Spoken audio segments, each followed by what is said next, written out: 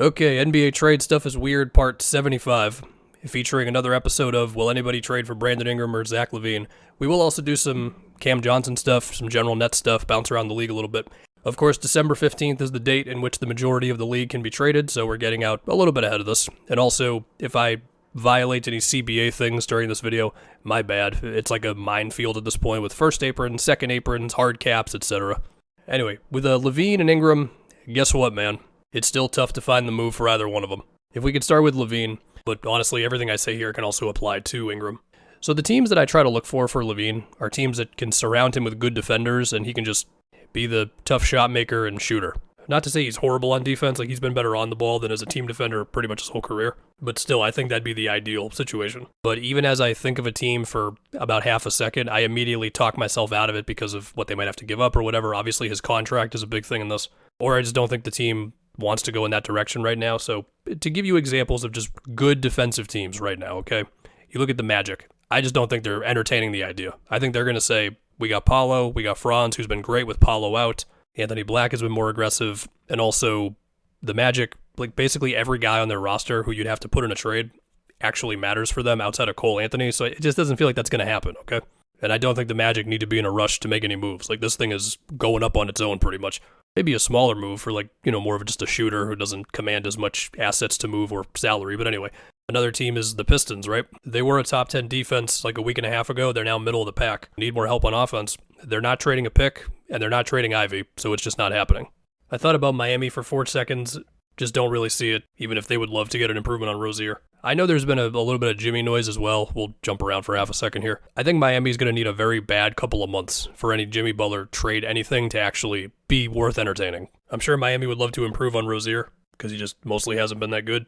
But they just don't have a lot. They're not going to move Jaquez. Hero's been too good to put in a deal. They got picks going out the door. I will say, just a random player, I feel like Miami would get the most out of Colin Sexton. I don't know why I think that. I just believe it. Anyway, back to LaVine and Ingram. I thought about the Rockets for a little bit, and, they're a really good defense, and they got to figure out some things on offense. And sure, Jalen Green is still a bit inconsistent game to game. It just doesn't feel like the Rockets are going to make a drastic shakeup right now.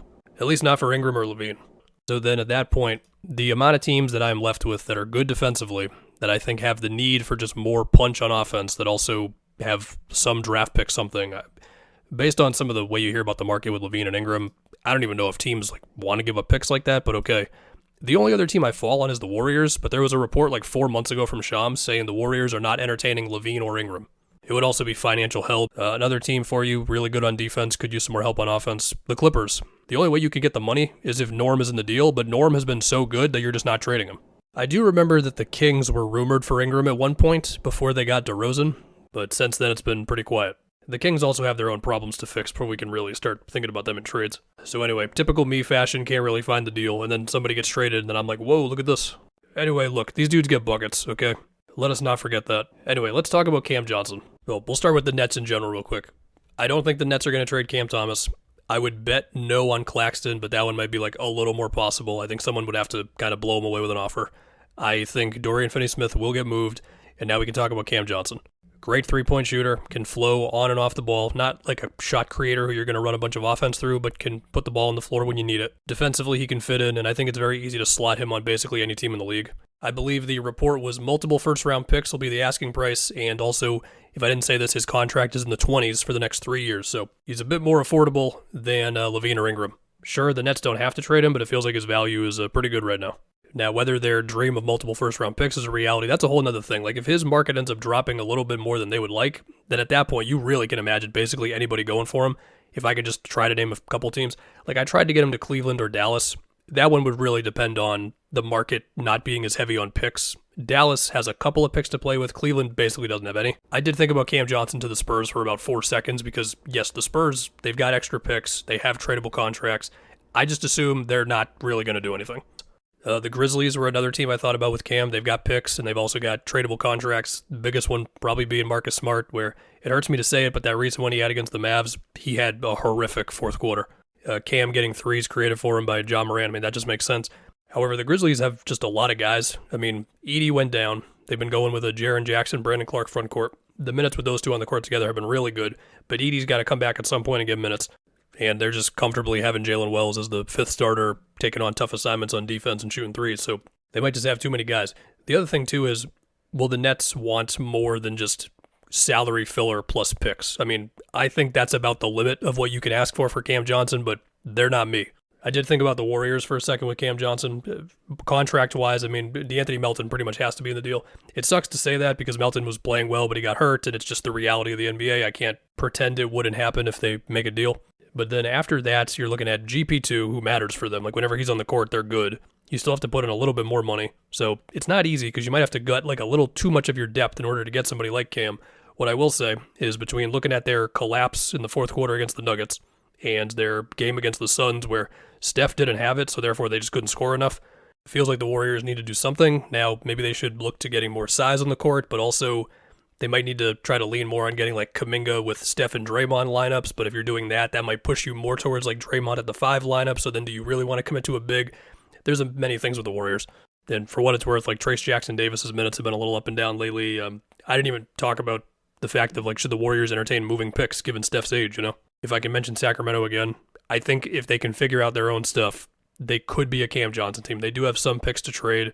They do have the Kevin Huerter contract. But again, you can't be entertaining trading picks when you're currently 2 games below 500. So yeah, you can, again, do this exercise with many teams with Cam Johnson. You can definitely think of some that I didn't think of. I mean, hell, any of those teams I mentioned earlier, like maybe there's a way the Magic can pull that off, and obviously you don't have to give up as much as you would as for Levine or an Ingram.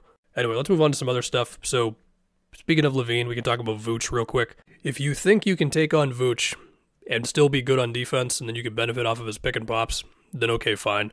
Which is why the Lakers rumors have kind of confused me. Like, yeah, they would be bigger and he would help on the boards and it could allow AD to be like a roamer defensively. But the Lakers are bad on defense, and so taking on Vooch, like, really? I mean, they need more athleticism, they need more perimeter defense, and also after that loss to the Heat where they were just horrible, they just need a kick in the ass, really. And ever since I uploaded that too early MVP vid, AD has just fallen fast, man. Kuzma, I'm going to be honest, I don't really care. If Kuzma gets traded, we'll talk about it then. Until then, I don't know. Cam Johnson stole his flow. Let's go to Utah, because there's been a little something there. Jordan Clarkson is hurt, and also wasn't playing that well before he got hurt. So I don't know if his stock is just maybe a year too late on that one. John Collins, if you can find like a stretch 5 to play with Collins, I think that's interesting. Although even then, he and Walker Kessler have actually been better this season together than they were last year.